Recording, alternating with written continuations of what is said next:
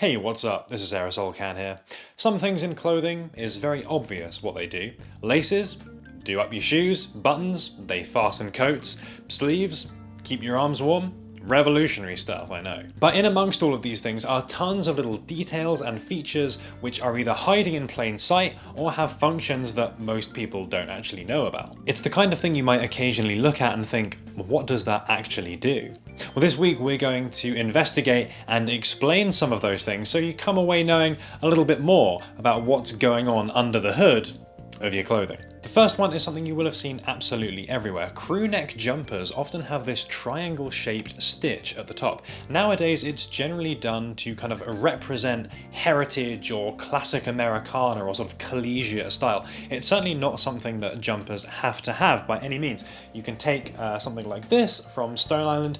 You'll see at the front, well, there's no kind of triangular stitch whatsoever. Or you might have things which do exactly the opposite. Take this hoodie here from A Cold War, where instead of the regular triangular stitch, you have a massive front ribbed panel instead. But surely all of this stuff is sort of playing off something, right? So back in the day, before you had elasticated collars and the like, you would have this triangular stitch here known as a V-stitch to provide a single point where the garment can stretch as someone puts it over their head. That means it won't deform the collar itself over time. Also very useful in sportswear if you're playing American football and the like and you're having padding underneath your top. It again gives a specific point that the garment can stretch out without deforming the rest of the garment and making it look all horrible over time. Being in this triangle shape also provides a natural point for sweat to collect when you're wearing this jumper rather than it sort of spreading out evenly all over the top. Hopefully for general purpose wear you're not going to be in a position where you're going to be getting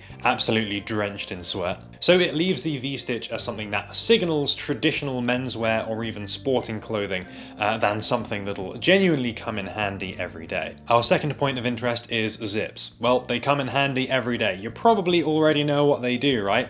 You zip something up and it puts something together, you unzip it and it undoes it again.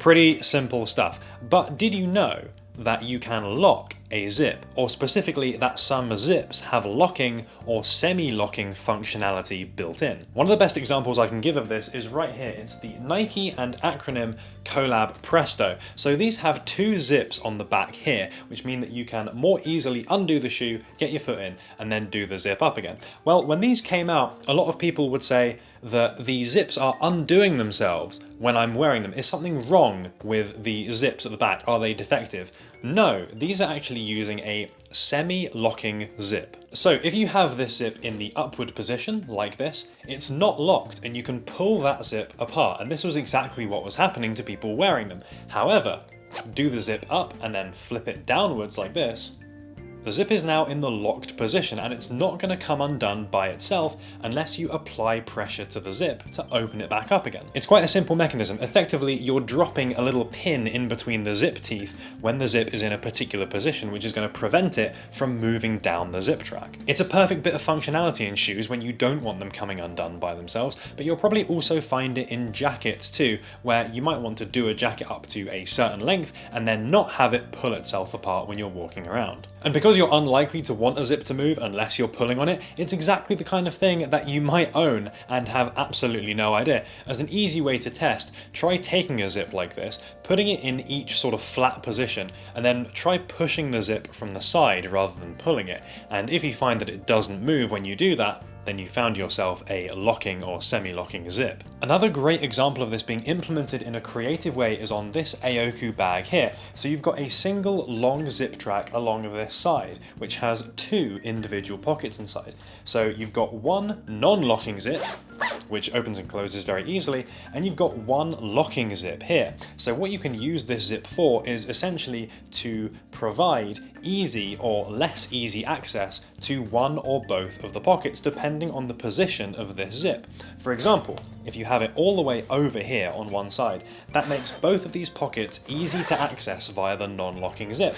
However, you can also put this zip about here so it's splitting off the two pockets, and then you can easily access one pocket, but it's not going to go any further unless you unlock that zip. Very cool functionality there, and there are loads of different zip types and sliders that people don't even realize. I mean, just take a look at Acronym with the escape zip functionality, something that they've used for a very long time now. That escape zip is fairly unusual, yes, but locking zips are surprisingly common, with most people not even realizing that they've got them on their clothing already. For a third one, have you ever noticed these weird stitches on your clothing? They're not sewing two separate pieces of fabric together, so what exactly are they for? Well, these are known as darts, and in a very broad sense, they're designed to help shape the piece of clothing that you're wearing into a three-dimensional garment designed for an actual person, rather than a potato sack with arms and legs. In traditional clothing, you might use these around the bust for women so that you've got more space around the chest, but then less around the waist, and similarly in traditional menswear, you might use material darts to pull the waist in a little bit, but allowing for more space at the shoulders and chest to provide that traditional, flattering, masculine silhouette. However, more recently in sportswear and performance clothing, you might see these same kinds of material darts used around areas of high movement like elbows and knees. And I've got a great example here in the form of the Antwon Amestiu, where you can see at several points over the knee here, you've got these bigger material darts, and what these will effectively do is provide extra space at the knee whilst keeping the whole pant leg fairly slimline. This is a similar design to what you might see on motocross pants. This means walking around, bending the leg, etc. doesn't pull the whole pant up, and it's something that you might not necessarily notice, but you can feel the benefit of with pretty much every step you take. These can even be relatively hidden. Take these pants here from CAYL. You can't even see a material dart, but you will just notice this tiny little fold at the edges of the knee here, and that's because they've effectively concealed a dart in the stitching there. So that provides the articulation at the knee that you might want, whilst keeping a very clean look and, well, no visible darts at all. There is a virtually unlimited amount you can do with these darts, and when it comes to the technical clothing that we generally talk about on the channel, their considered and innovative use is one of the many areas that will be the difference between a really awesome, high-performance item of clothing and a cheaper alternative.